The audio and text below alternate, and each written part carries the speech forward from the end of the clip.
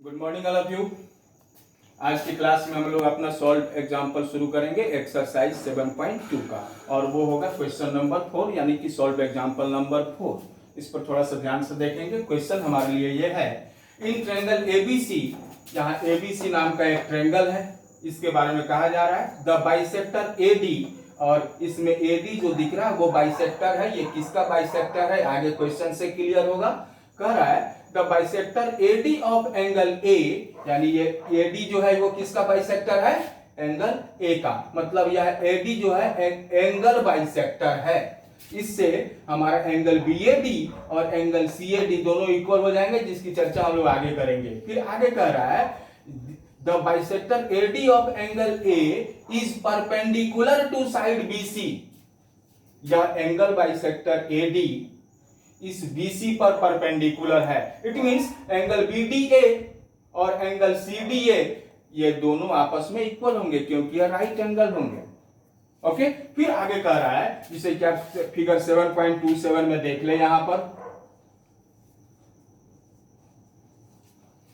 So that यदि ऐसा है तो दिखाएं कि AB इक्वल AC, यह AB इस AC साइड के बराबर है। और यदि ऐसा होगा तो and triangle ABC is isosceles triangle.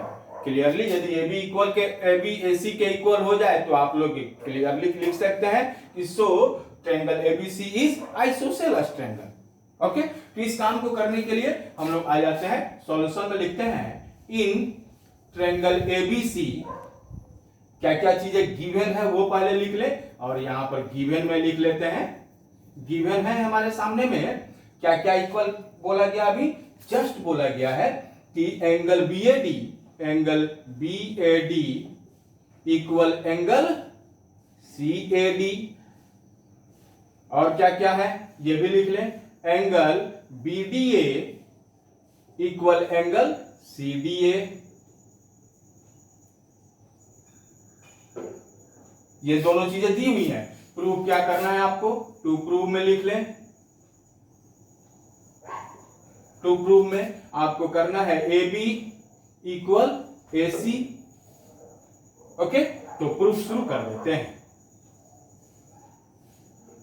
Proof शुरू कर देते हैं। अब आप यहां पर ऐसा दो ट्रायंगल खोजें, देखें जिस दोनों में एक ट्रायंगल में AB साइड हो और दूसरे ट्रायंगल में AC साइड हो। यहां क्लियरली हम लोगों को मिल रहा है in triangle ABD and triangle ACD। अब ABD का एंगल BAD ये इक्वल है एंगल CAD के। क्यों, अभी तो गिवन में लिखा हम लोगों ने। उसके बाद क्या ये साइड AD दोनों ट्रायंगल में कॉमन है, it means AD equal AD।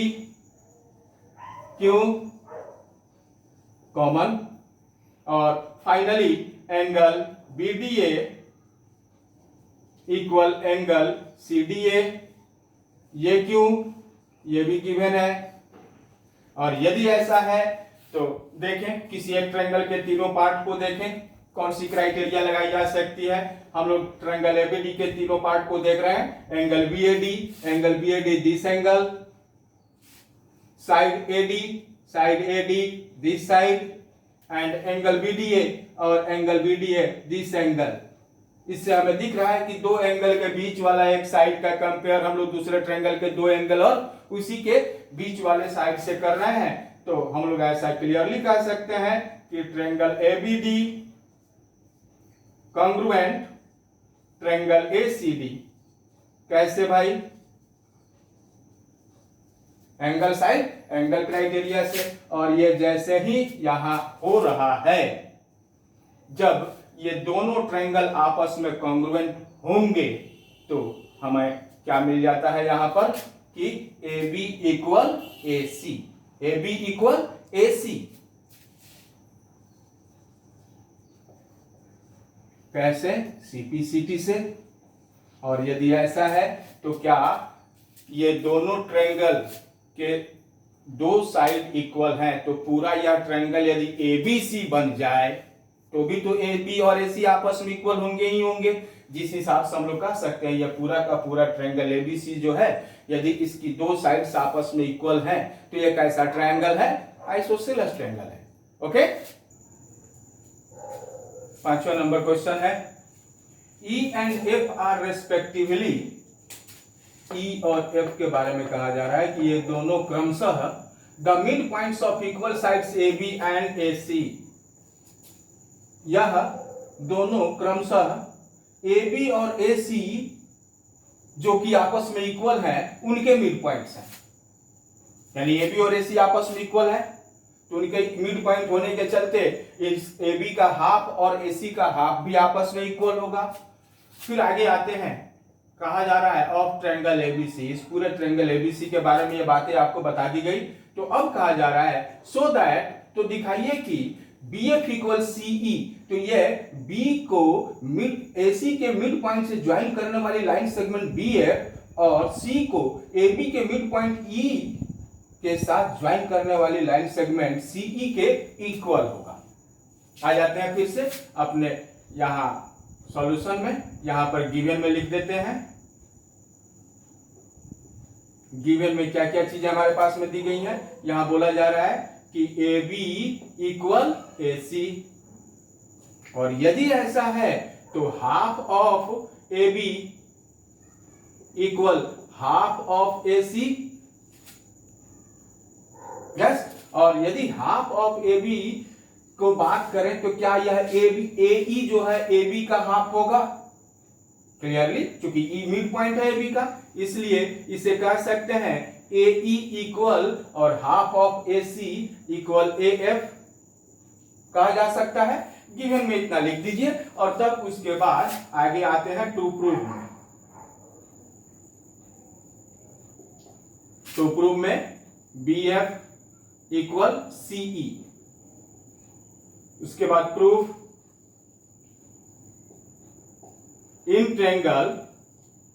अब यहां ट्रायंगल पहचानना है, किस किस ट्रायंगल की बात करनी है, तो हमें दिखाना है कि BF और CE, BF किस ट्रायंगल में आ रहा है। यहाँ BF जो है दो ट्रायंगल में आ रहा है, एक तो आ जा रहा है ये BF अपना BCF नाम के ट्रायंगल में, और दूसरा आ जा रहा है ट्रायंगल ABF में।